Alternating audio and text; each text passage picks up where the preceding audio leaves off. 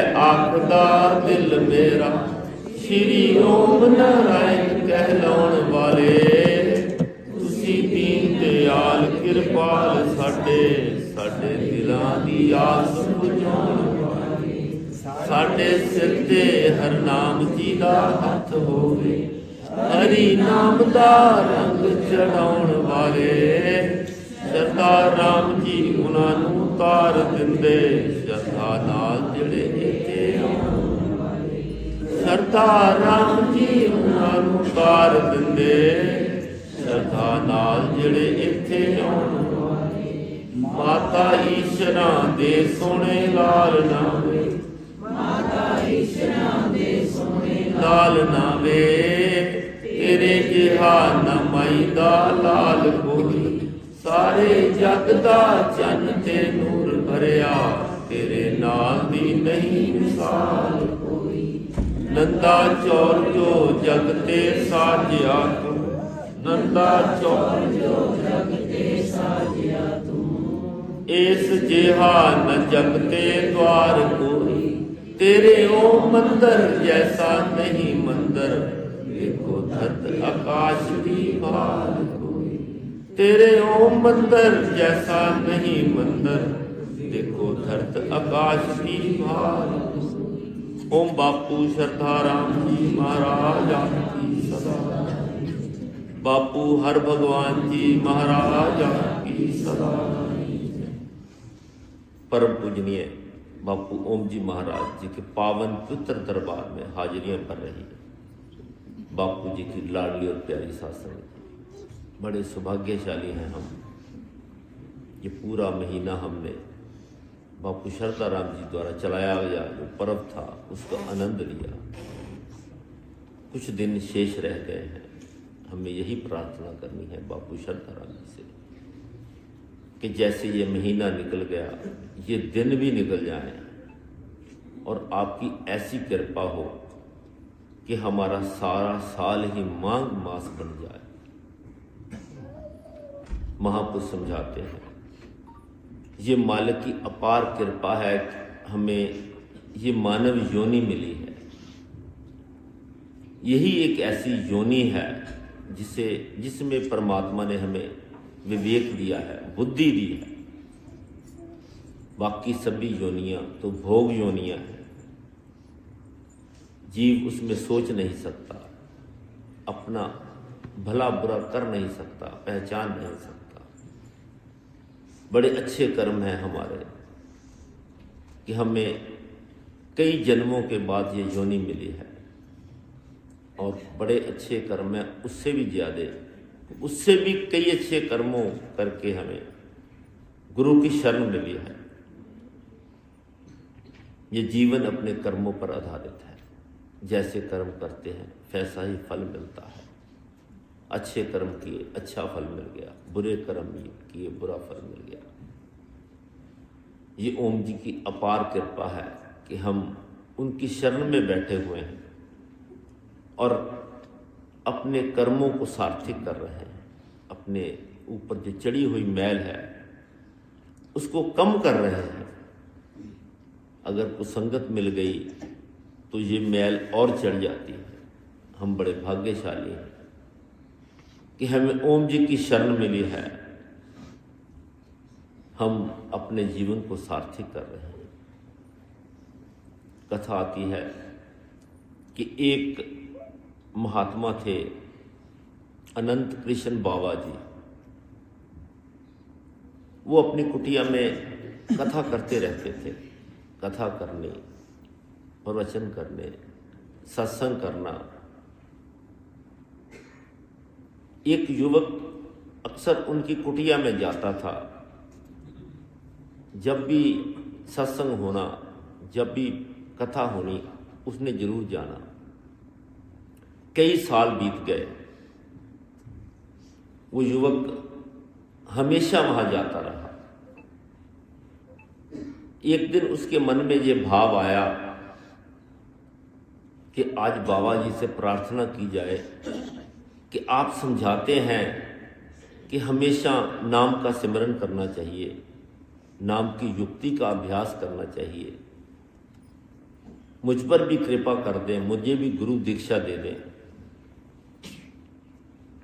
तो वो बाबा जी के पास गया और जाकर याचना की, हे गुरुदेव, बाबा जी, मुझ पर भी अगर कृपा हो जाए, मैं भी आपका सच्चा सेवक बन जाऊं, मुझ पर भी कृपा करो, मुझे भी नाम दीक्षा दो।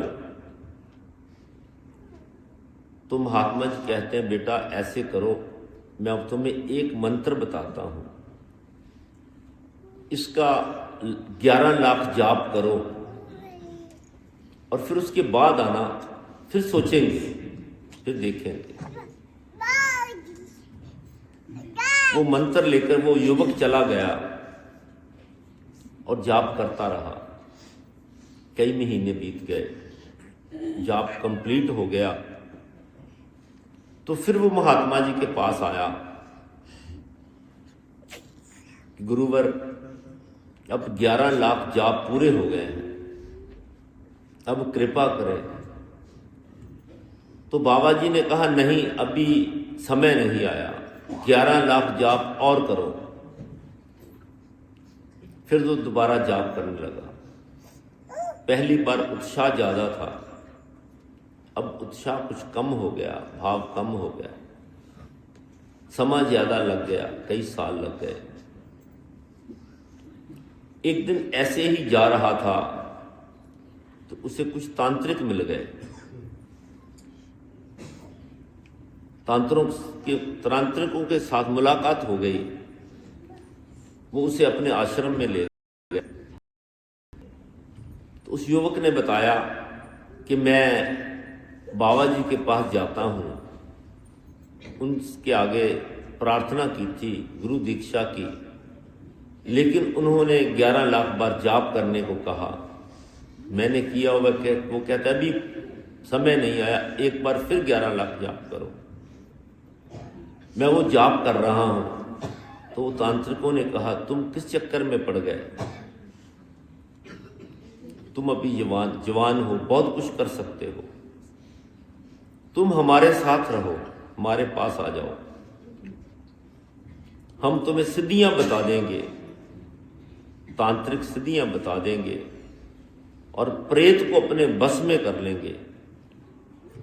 अगर एक बार प्रेत बस में हो गया तो उससे कुछ भी करवाया जा सकता है, कुछ भी काम करवाया जा सकता है, किसी का भला बुरा कुछ भी हो सकता है। बस एक बार कोशिश करने की, मेहनत करने की जरूरत है। तो फिर तो जिंदगी ऐश से गुजरती है। हम भी अपने जीवन में ऐश कर रहे हैं, हमने भी प्रेत सिद्ध किए हुए हैं। यो कहता है ठीक है, उनकी बातों में आ गया। उन्होंने उसे तांत्रिक विद्या बताई कि इस चीज का अभ्यास करो। वो घर जाकर अभ्यास करने लगा, कुछ दिन अभ्यास करता रहा, लेकिन प्रेत सिद्ध नहीं हुआ। फिर वापस आया, उस तांत्रिकों को बताया कि बात बनी नहीं। तो तांत्रिकों ने कहा, एक बार फिर प्रयास करो। फिर दूसरी बार काफी दिन लगा रहा, फिर बात बनी नहीं। फिर आ गया, उन्होंने कहा, तीसरी बार फिर कोशिश करो, बात जरूर बनेगी। तीसरी बार फिर कोशिश की, लेकिन प्रेत सिद्ध नहीं हुए। उस तांत्रिकों ने अपने प्रेत को सिद्ध करके अपने प्रेत को बुलाया और पूछा, वे आप सिद्ध क्यों नहीं हो रहे, क्या बात है, क्यों वो सही तरीके से जाप नहीं करता, सही तरीके से क्या तांत्रिक विद्या का उपयोग नहीं कर रहा है? तो उस प्रेत ने कहा कि मैं कई बार आया हूं इसके पास, लेकिन मैं जब भी आता हूं इसके पीछे एक चक्र खड़ा होता है, उसका तेज इतना ज्यादा है कि मैं उसके सामने टिक नहीं सकता और मैं वापस चला जाता हूं। फिर आता हूं, फिर कोशिश करता हूं, लेकिन उस चक्र का तेज इतना है कि मुझे वापस जाना पड़ता है, कोई ना कोई इसकी रक्षा जरूर कर रहा है। फिर वो युवक फिर बाबा जी के पास चला गया, जाकर अपनी सारी जो बीती थी बताई। तो बाबा जी ने कहा, बेटा तू बच गया है, जो तुमने जाप किया था 11 लाख बार पहले जाप किया था, अब फिर जाप कर रहे हो, उसका प्रभाव है कि वो चक्र ने तुझे बचा लिया, उस सुदर्शन चक्र ने तुझे बचा लिया। अगर तुम उनके चक्कर में पड़ जाता तो कई जन्म प्रेत योनियों में ही रहता। भाव है कि हम जो भी साधना करते हैं, सिमरन करते हैं, पूजा करते हैं, वो कभी व्यर्थ नहीं जाता। उसका असर तो हमेशा होता है, प्रत्यक्ष तौर पर या अप्रत्यक्ष तौर पर वो हमेशा हमारी रक्षा करता है, लेकिन हमें दिखाई नहीं देता। हम बड़ी जल्दी विचलित हो जाते हैं।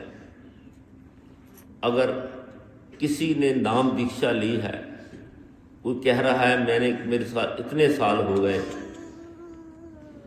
मैंने नाम दीक्षा का जाप कर रहा हूं, लेकिन कुछ अनुभव नहीं हुआ।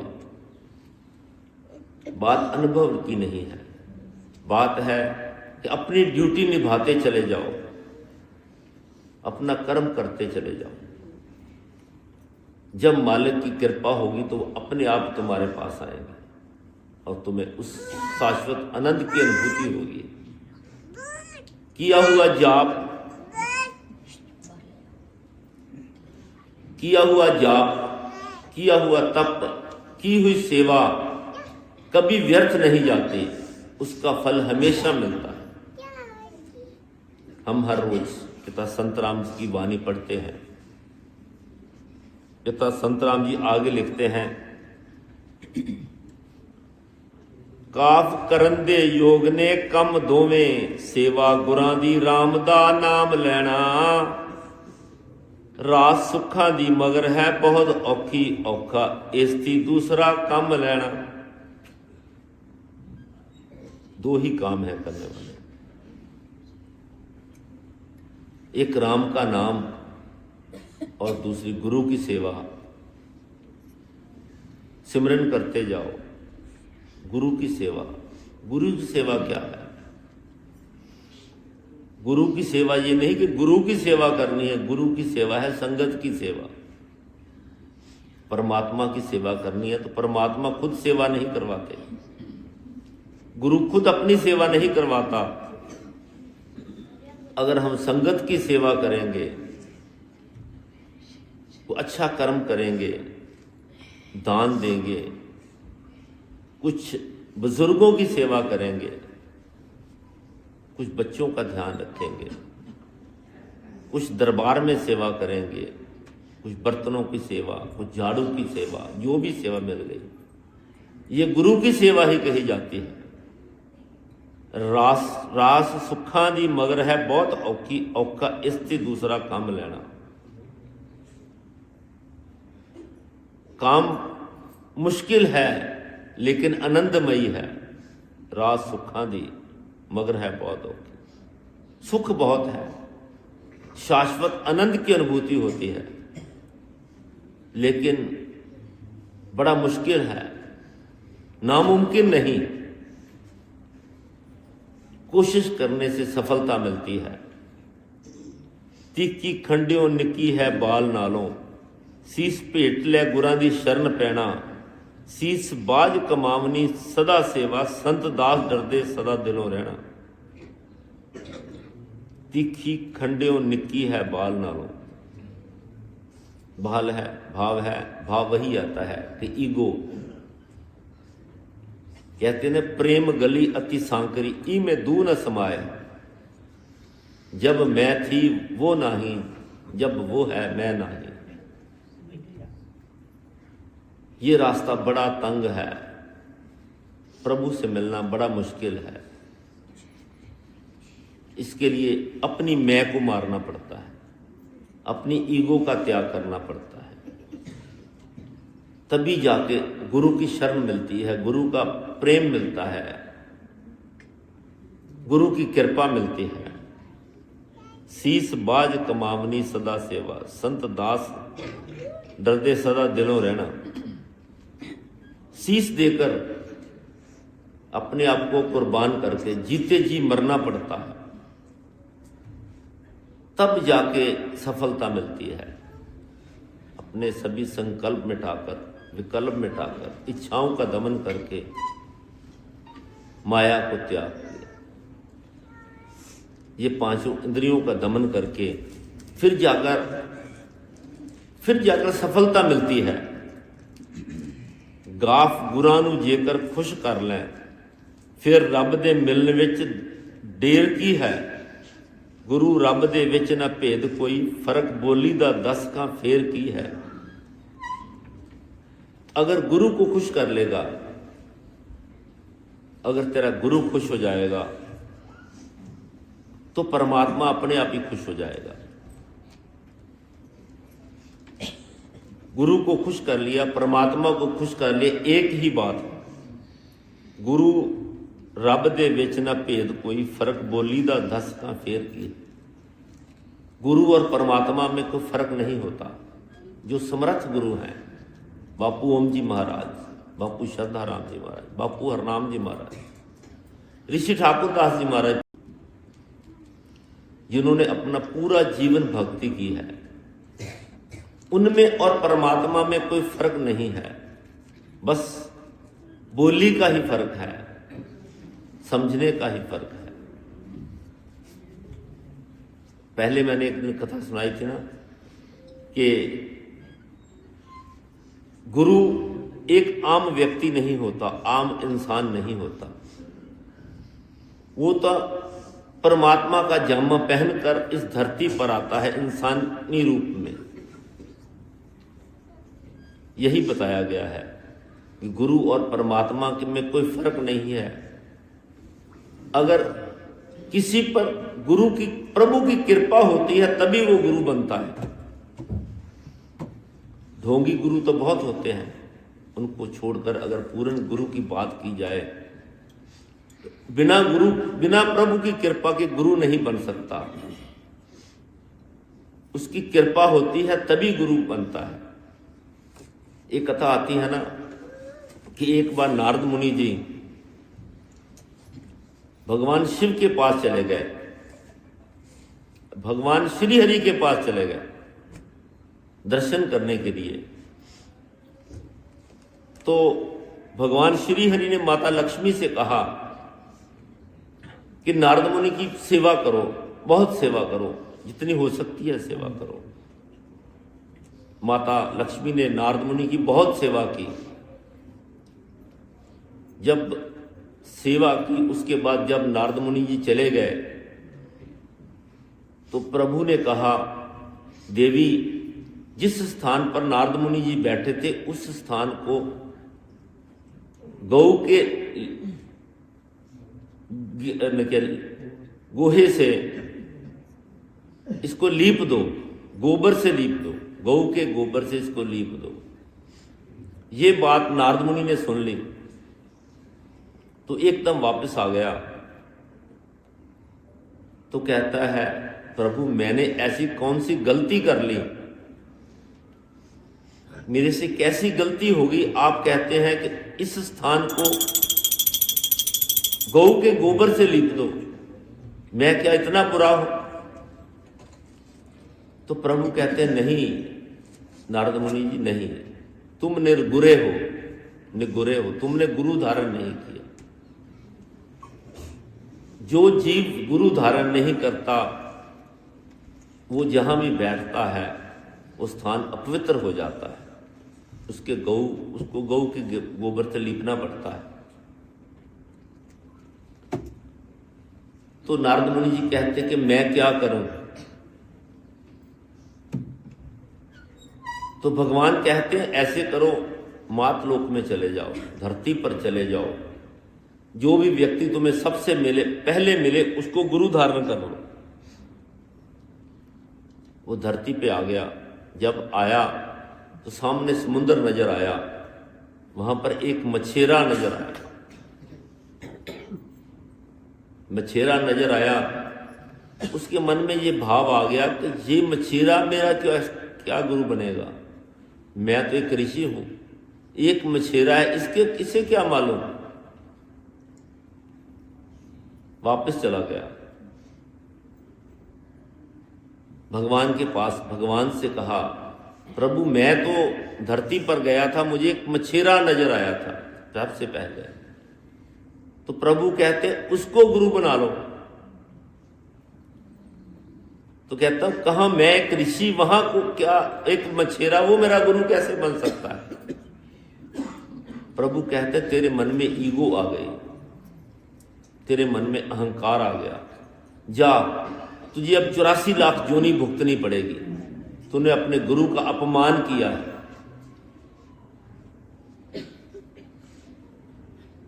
तो क्षमा मांगने लगा, प्रभु मैं अब क्या करूं। तो प्रभु कहते हैं जा अपने गुरु से पूछ, उसी से पूछ, वही युक्ति बताएगा। फिर वापस धरती पे आ गया और उस मछेरे को मिला तो कहने लगा कि मैं आपको गुरु धारना चाहता हूं। तो मछेरा कहता मुझे तो कुछ मालूम ही नहीं है, मैं तुम्हारा गुरु कैसे बन सकता हूं। तो नारद मुनि जी कहते नहीं, मैंने तुझे ही अपना गुरु बनाना है, मुझे प्रभु का आदेश हुआ है कि तुम ही मेरे गुरु हो। वो कहता अच्छा ठीक है जी, बन गया मैं तेरा गुरु, अब बताओ क्या करूं। तो नारद मुनि जी कहते हैं मुझे प्रभु ने श्राप दिया है कि तुझे 84 लाख योनि भुगतनी पड़ेगी, इसका उपाय तुम ही बता सकते हो। वो कहता बस इतनी सी बात है। कहता बस इतनी सी बात है, इसका तो बहुत आसान तरीका है। बताइए क्या तरीका। ऐसे करो, धरती पर 84 योनियां बना लो, उसके इर्द गिर्द चक्कर लगा लो, तुम्हारी 84 लाख योनियां पूरी हो जाएंगी। भाव है जिसके ऊपर परमात्मा की कृपा होती है, जिसके ऊपर प्रभु की कृपा होती है, तभी वो गुरु बनता है, वरना अपने आप को गुरु बन नहीं सकता। ना ही किसी में इतनी समर्था होती है, ना ही किसी में शक्ति होती है। अगर गुरु की कृपा हो, प्रभु की कृपा हो, तभी वो जीव उस स्थान पर पहुंचता है। आगे लिखते हैं जी, बाण तीर ते तुनह कमान इको, पानी जल तलवार शमशीर की है, संत दास है बोली दा फेर थोड़ा, फिर निकले ते सिंह ते शेर की है। भाव है बाण और तीर एक चीज है, धनुष और कमान एक चीज है, पानी और जल एक चीज है, तलवार और शमशीर एक चीज है। संत दास जी कहते हैं बस बोली का ही थोड़ा फेर है, सिंह और शेर में कोई फर्क नहीं होता। पिता संत राम ने यही समझाया है कि गुरु और परमात्मा एक ही है। गुरु परमात्मा का भेजा हुआ एक सच्चा सेवक होता है, हमेशा उसके आदेश के मुताबिक चलना चाहिए। आजकल तो अक्सर होता है ना, हम गुरु को मानते हैं लेकिन गुरु को नहीं मानते। लेकिन यहां पर पिता संत राम जी ने कहा है कि गुरु और परमात्मा में कोई फर्क नहीं होता। पिता संत राम जी हमें हमेशा परमात्मा के साथ जुड़ने की युक्ति बताते हैं, कैसे परमात्मा के साथ जुड़ना है, कैसे योग साधना करनी है, कैसे सिमरन में बैठना है, कैसे अपने मन को एकाग्र करना है और कैसे शाश्वत आनंद की अनुभूति करनी है। आगे कथा आती है भाई मंज जी की। भाई मंज जी गुरु अर्जन देव जी के प्रिय शिष्य थे। उनका पहला नाम था भाई तीर्था जी। वो किसी गांव में रहते थे, सीधे साधे इंसान थे, खेती करते थे, मजदूरी करते थे, अपने घर का गुजारा चल रहा था। एक दिन वो शहर से गांव आ रहे थे, रास्ते में उन्होंने देखा कि एक जगह गुरुद्वारे में गुरु अर्जन देव जी का दरबार लगा हुआ है।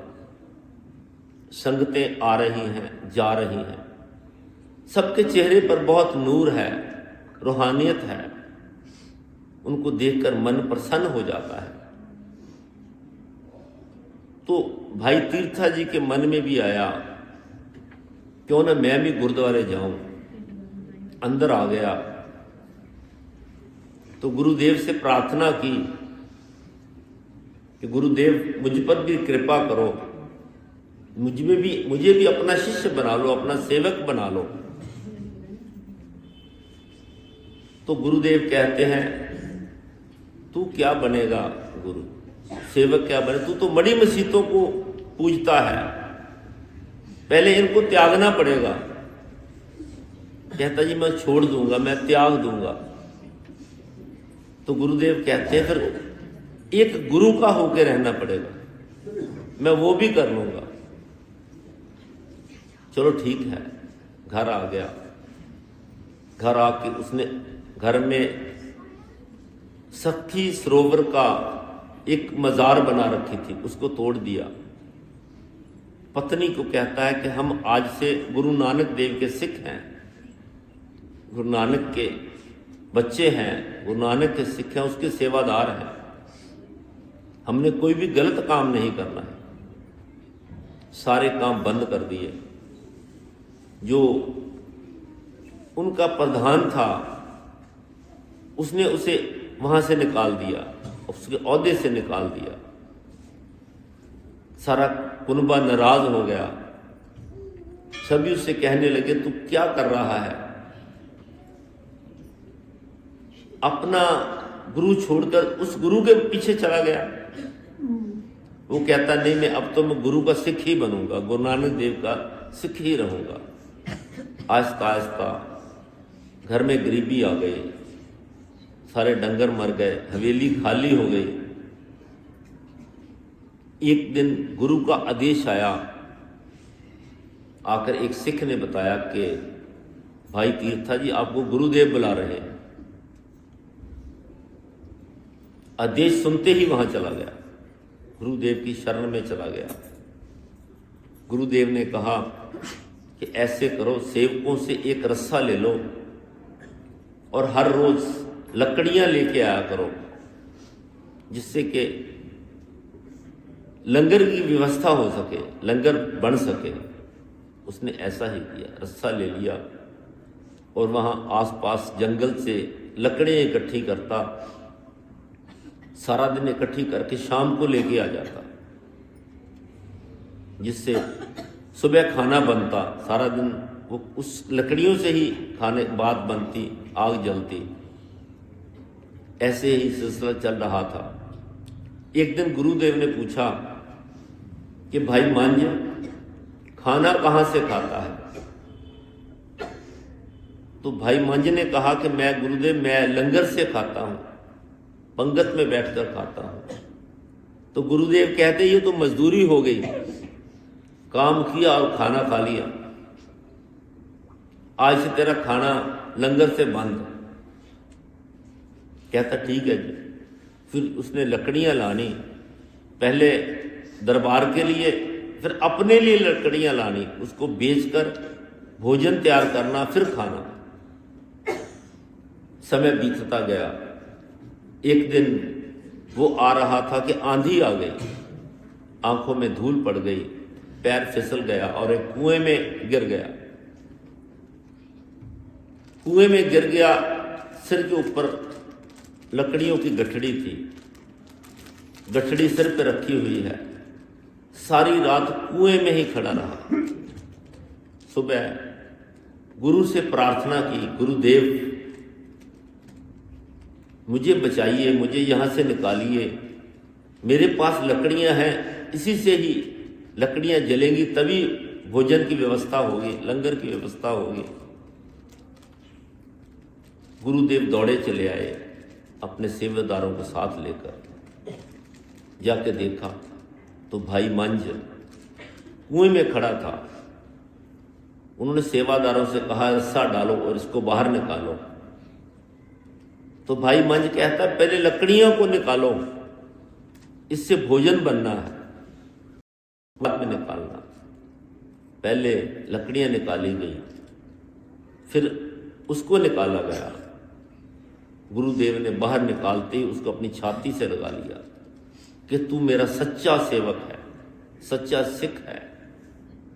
भाव है जो भी जीव सच्चे मन से सच्चे भाव से सेवा करता है, गुरु की सेवा करता है, ये गुरु की सेवा ही है। संगत की सेवा गुरु की सेवा ही है।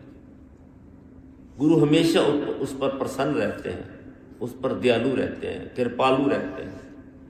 हमें कभी भी सेवा करते समय ये मन में भाव नहीं आना चाहिए कि मैं सेवा कर रहा हूं। अगर मन में ये भाव आ गया तो की हुई सेवा सारी बर्बाद हो जाती है, खत्म हो जाती है। हम हर रोज माघ मास का अध्याय पढ़ते हैं। पिछले अध्याय में हमने पढ़ा कि एक राजा था, दृढ़ देश का राजा था, जो पखंडियों के चक्कर में पड़ गया। उसने भगवान विष्णु से द्वेष करना शुरू कर दिया, उसको नरक मिल गया। नरक की यातनाएं भोगता हुआ फिर एक देवधिति नाम के ब्राह्मण मिले, उनसे पूछा कि मुझे क्या करना चाहिए। तो उन्होंने क्या, माघ मास का स्नान कर, जिससे तेरी ये योनि खत्म हो जाए और तू देवता तुल्य समान हो जाए। आगे आता है, पिशाच कहने लगा, हे मुनि, केरल देश का ब्राह्मण किस प्रकार मुक्त हुआ, यह कथा कृपा करके विस्तार पूर्वक कहिए। देवदत्ती कहने लगा, केरल देश में वासु नाम वाला एक वेद ब्राह्मण था। उसके बंधुओं ने उसकी भूमि छीन ली, जिससे वह निर्धन और दुखी होकर अपनी जन्मभूमि त्याग कर देश देश में घूमता किसी व्याधिग्रस्त होकर मृत्यु को प्राप्त हो गया। उसका कोई बांधव ना होने के कारण उसकी वैदिक क्रिया नहीं हुई और ना ही उसकी दाह क्रिया हुई। इस प्रकार क्रिया के लोप होने से निर्जन वन में प्रेत होकर चिरकाल तक फिरता रहा। शीत ताप भूख प्यास के दुख के से हाहाकार करता हुआ वह नंगे शरीर रोता फिरता रहा, परंतु उसको कहीं सदगति नहीं दिखाई देती थी। दान ना देने से वह अपने कर्मों के फल को भोगता था। जो लोग अग्नि में आहुति नहीं देते, भगवान का पूजन नहीं करते, आत्म विद्या का अभ्यास नहीं करते, अच्छे तीर्थों से विमुख रहते हैं, जो दुखी लोगों को वस्त्र तांबूल रतन फल तथा जल नहीं देते तथा छल कपट से जीविका प्राप्त करने वाले, दूसरों तथा स्त्रियों का धन हरने वाले, पखंडी कुटिल चोर बाल वृद्ध तथा अतुर और स्त्रियों पर निर्दयता करने वाले, आग लगाने वाले, विष देने वाले, झूठी गवाही देने वाले, कुमार्ग पर चलने वाले, माता पिता भाई बहन संतान तथा अपनी स्त्री का त्याग करने वाले, जो सब तीर्थों में दान लेते हैं, पालन करने वाले, स्वामी को त्यागने वाले, गौर तथा भूमि के चोर, वेदों की निंदा करने वाले, द्रोह करने वाले, प्राणियों पर हिंसा करने वाले, देवता गुरु की निंदा करने वाले, ये सभी बराबर प्रेत पिशाच राक्षस तथा बुरी योनियों में जन्म लेते हैं। अतएव बुरे कर्मों से बचकर धर्म के कार्य तथा यज्ञ दान तथा ताप आदि करने चाहिए। इस प्रकार प्रेत की गति देखकर पाप कर्म कदापि नहीं करने चाहिए। ब्राह्मण कहने लगा, इस प्रकार उस केरल ब्राह्मण ने इस पर्वत पर अधिक समय व्यतीत करके एक मार्ग में एक पथिक को देखा, जो 2 गगरियों में त्रिवेणी का जल भरे हुए जा रहा था। अनंत पूर्वक भगवान के चित्र का गान कर रहा था। प्रेत ने उसका मार्ग रोककर कहा कि तुम डरो मत, इस गगरिया का जल मुझको पिलाओ, नहीं तो मैं तुम्हारे प्राण ले लूंगा। देवदत्ती कहने लगा, उसको देखकर पति कहने लगा कि दुखी दुर्बलभ नंगे मुरझाए हुए तुम कौन हो? पैरों से पृथ्वी को स्पर्श ना करके चलते हो, तुम्हारा उधर मांस रहत है। लोमेश जी बोले, प्रेत यह वचन सुनकर कहने लगा कि मेरे ऐसे होने का कारण सुनो। मैंने कभी ब्राह्मणों को दान नहीं दिया, अत्यंत लोभी, क्रियाहीन, दूसरों के अन्न से पलने वाला और केवल अकेला मिठाई खाने वाला था। मैंने कभी किसी को भिक्षा नहीं दी, ना दूसरों के दुख में दुखी हुआ। प्यासे प्राणियों को मैंने कभी जल नहीं पिलाया। मैंने कभी छाता जूता दान नहीं किया, ना किसी को जल का पात्र पान या अशुद्धि किसी को दी है। ना मैंने अपने घर में कभी किसी अतिथि को ठहराकर उसका सत्कार किया है। अंधे, वृद्ध, अनाथ तथा दीनों पर मैंने कभी अन्न को संतुष्ट नहीं किया और ना ही किसी रोगी को मुक्त किया है। ना ही कभी ब्राह्मणों को दान दिया, ना कभी अग्नि में हवन किया। वैशाख आदि मास में किसी को ठंडा जल नहीं पिलाया। ना ही मैंने बड़ या पीपल का कोई वृक्ष लगाया, ना ही किसी प्राणी को बंधन से छुटाया। कभी कोई व्रत करके शरीर को नहीं सुखाया। इस कारण मेरा पूर्व जन्म सब बुरे कार्यों से व्यतीत हुआ। मेरे पूर्व जन्म के कर्मों से मुझे यह गति हुई है। इस वन में बाघ भेड़िए से बचा हुआ मांस तथा जंतुओं के खाने के गिरे हुए फल, वृक्ष पर लगे हुए सुंदर फल तथा झरनों का सुंदर जल सब ही मिलते हैं, परंतु देव इच्छा से मैं कुछ भी नहीं खा सकता। सर्प की तरह केवल पवन भक्षण करके जीवन व्यतीत करता हूं। बल, बुद्धि, लाभ, हानि, सुख, दुख, विवाह, मृत्यु, जीवन, भोग, रोग तथा वियोग में केवल भाग्य ही कारण होता है। क्रूप मूर्ख, कर्मी, निंदित तथा परकर्म से हीन मनुष्य भी भाग्य से ही राज भोगते हैं। काने, लूले, लंगड़े, नीतिहीन, निर्गुण, नपुंसक भाग्य से ही राज प्राप्त करते हैं।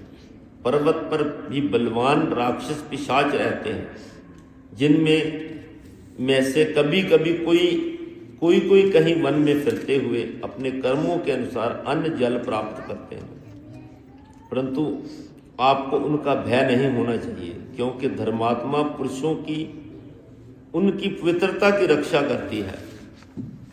ग्रह नक्षत्र देवता धर्मात्माओं की रक्षा करते हैं।